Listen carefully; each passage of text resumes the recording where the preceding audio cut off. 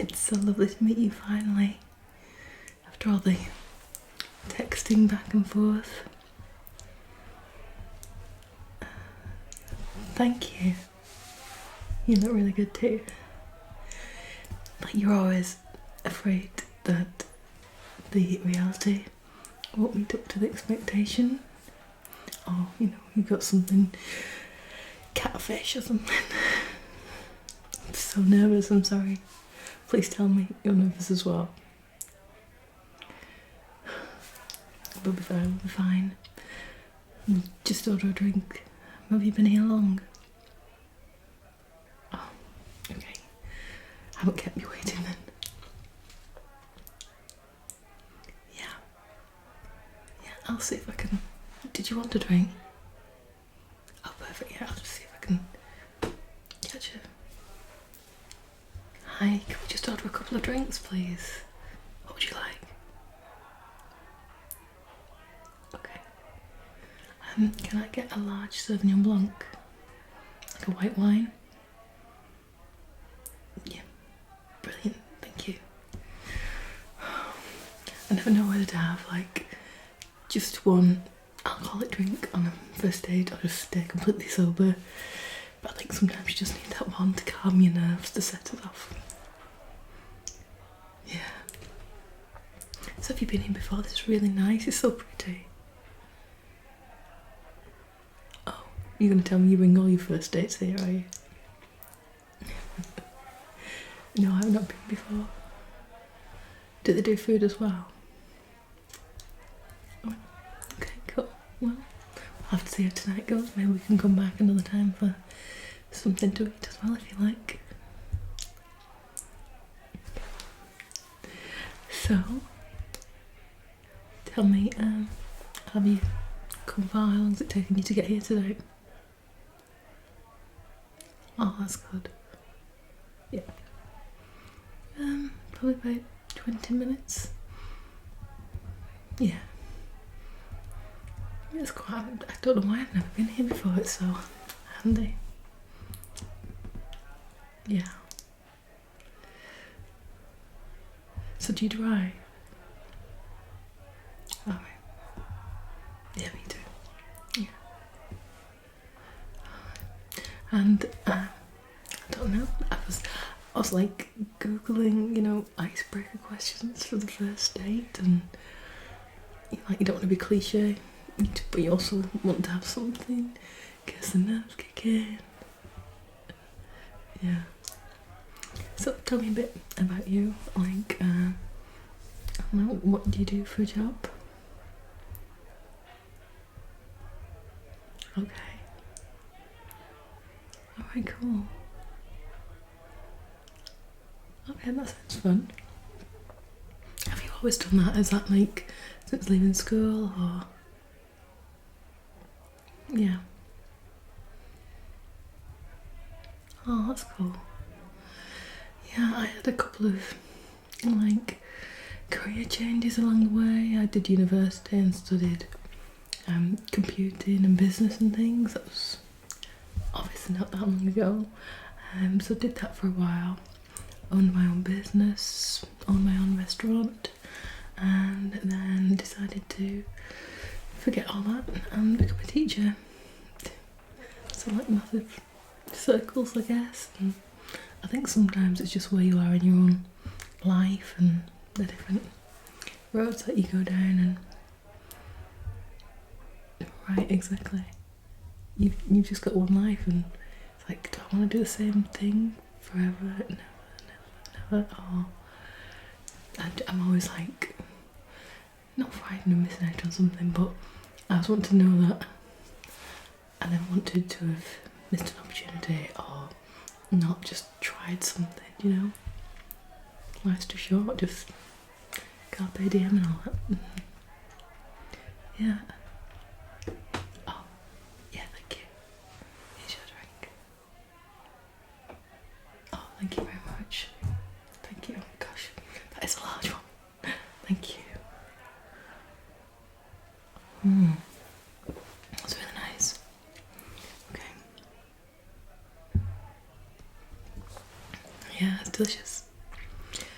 So, tell me about what you'd like to do when you're not in work, or whatever. Have you got any hobbies or anything you enjoy doing?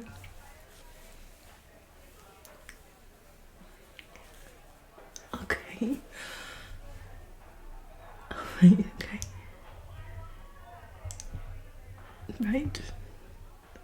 That's fun. I've never done that. No. See, no, I did say there's things that I don't want to feel like I've missed out on things, but I'm not going to be going base jumping or bungee jumping anytime soon. But, you know, that does sound fun. Oh, brilliant. Really? Oh, wow. Fantastic. Oh. I'd like to come see you do that sometime. Oh, seriously. I can watch from the lines. I'm not saying I would join in. I would watch. Yeah. Okay. Yeah, I love music. So one of my other things, like I'm a singer and songwriter. So I've done, when I was younger, I used to do a lot of performances in some really cool places, like I don't know if you've heard of the Royal Albert Hall in London. It's like a really great venue. I've been there, performed there. Gosh, some places in the States. Yeah. I don't know. I think when I was younger, I always wanted to do. Hoped it would take off, but I don't think I ever had the right look or the right amount of confidence or something. So it is. I still enjoy doing it now, yeah. And it's great because I can take it into school and things and teach the little ones music, which is cute. I put on full sort of West End type performances and the head teacher's just like, what? Yeah. Living my life vicariously through the children. I'm joking. Yeah, so other things I've done, like I've written a few books which I've got published. Love writing and reading, like that whole creative side. Just like girly fiction, really. Don't know if you'd be into it, but you can download them on Amazon. 5-star reviews and everything. Not made me a lot of money now. I wrote them and didn't do a lot of promotion, really. One of my other whims. See, this is why I've never met the right person yet. I'm always so busy chasing another dream or looking for something else to do, so I've decided it is now time for my love life to be addressed. So what about you? Why are you single?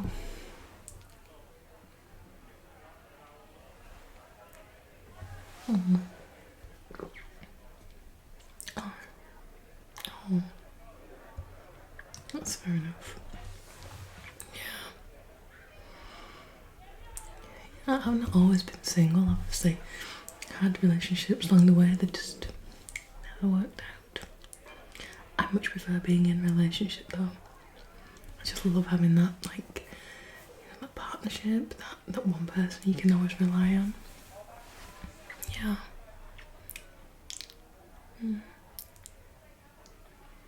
Yeah, me too. That's good. So tell me. Dog person or a cat person or neither?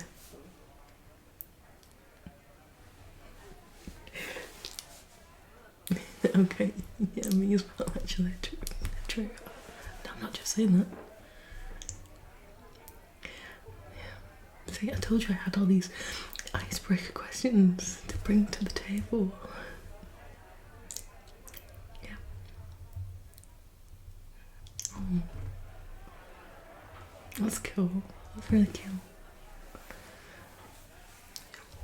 So, I hope you don't mind me asking you these questions. It's just good to get to know one another, I think, and sort of paint the whole scene. Yeah. Me, I've got 2 brothers, both younger than me, mum and dad. still together, and yeah, I spend a lot of time with them really. What about you? Okay, I see. Alright. Yeah, I get that. I've got like, probably similar to you, I've got a few really, really close friends, so I kind of, if I make a friend, I tend to make them for a long time. So like my closest friends I've known from being like the first day of high school sort of thing, and my other best friend was like from my first day of my first job, like when I worked in a sports store. Yeah, just a weekend job. But I don't think there's anything they don't know about me, good and bad. There's not that much bad, I promise. Yeah, I don't know. I think sometimes if you're surrounding yourself by lots and lots of people, you can only go in, and I don't know how concrete are those relationships in a way, which I suppose is similar to the whole me preferring to be in a relationship with just one person. Yeah.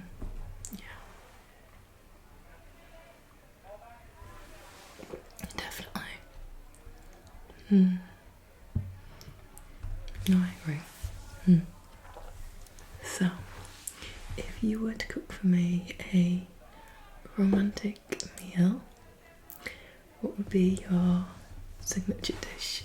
What is your go-to, would be perfect for a nice romantic evening? It doesn't have to be like 3 courses, 4 courses, just pick something.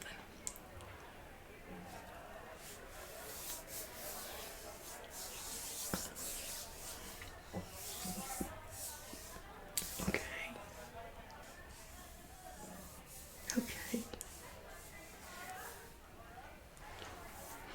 Alright, I like that. So, on which date would this romantic meal occur then?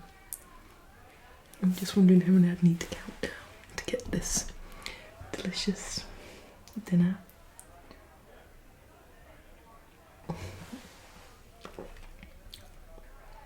Duly noted.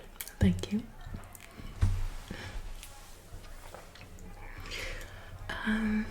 Do you know what? I do love cooking. As I said, I used to have my own restaurant, but I wasn't the chef. I was like the manager, behind the scenes sort of thing, and I did all the employing, hiring, firing, etc. But obviously I had some control of the menu along with the head chef. I could do desserts. I tended to put the desserts together. Oh yeah. But I don't know what I went through a phase of like cooking and baking loads, and then I don't know, I think during lockdown and everything else I just got a bit sick of it. Like I felt like all I was doing was looking at food because he never did anything else in between. But I don't know. I've asked you what you cook me, and now I can't even think what I would cook. Maybe, oh gosh,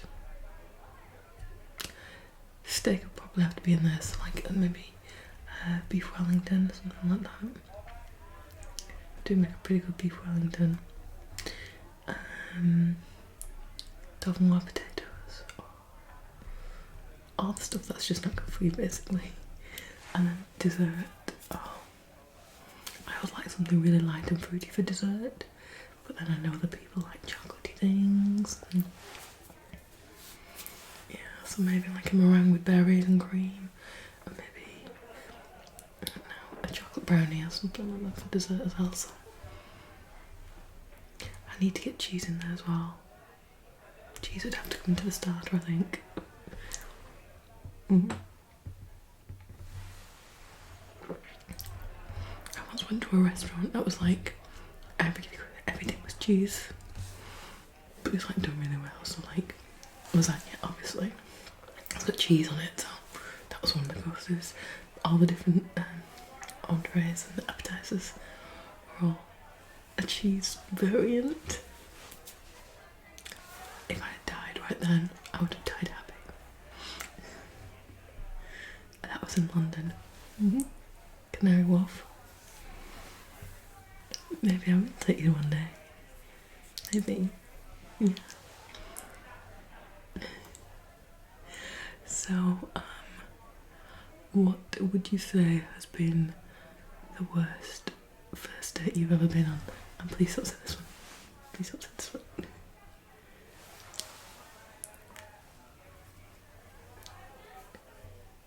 Oh gosh. Oh no way.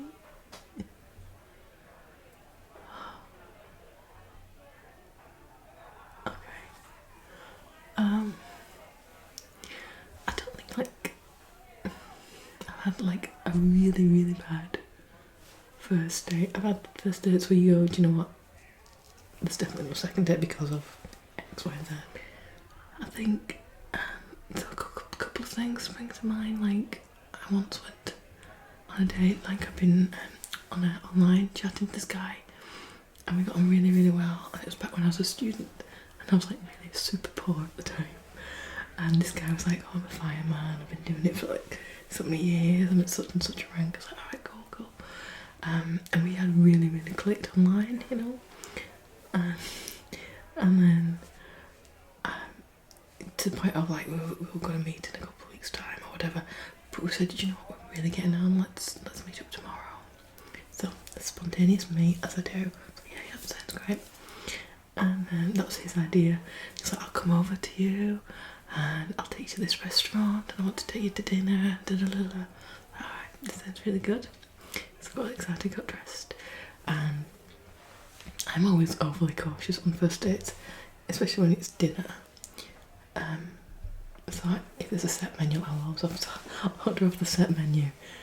But this guy was like going all out. He was ordering lobster, he was ordering steaks, he was ordering bottle of wine after bottle of wine, and I was like, gosh, this is like really going to town on me and whatever. And it comes to the end, and he was like, "You're okay getting the bill, aren't you?" I was like, I don't think I ate then for the rest of the month. I had to pay that bill off. I'd ordered the set menu, and he'd ordered everything on this menu. And then when he got home, he messaged me saying what a lovely time he'd had and he'd love to take me out again. And I was like, again? I don't think he actually took me out the first time. This fireman, that's me, this poor student. Anyway, that's etiquette for you. Don't mind splitting the bill, but don't take me for a ride and buy everything off the menu. Right? Am I wrong now? I don't think I was wrong. And then another time, again, like we got on really, really well. We just met for a coffee for a first date. And I don't think he said more than 2 sentences the whole time. I get he was like really nervous and he was really sweet, which is a shame. And we got on really well over text and whatnot. And then again when he got home, he was like, "Oh, I had such a nice time, he's so lovely. Can we go out again?" Like, that was the hardest hour of my life, trying to get through that cup of coffee, and you said no words. So, maybe I was too harsh, I don't know, what do you think? Maybe. Which is why I now come with these icebreaker questions where you like, you've got to respond, you've got to talk to me, right?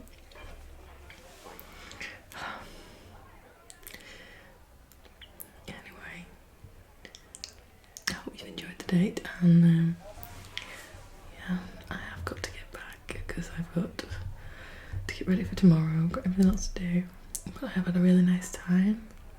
Maybe next time we could stay a bit longer, perhaps look at the dinner menu. Yeah,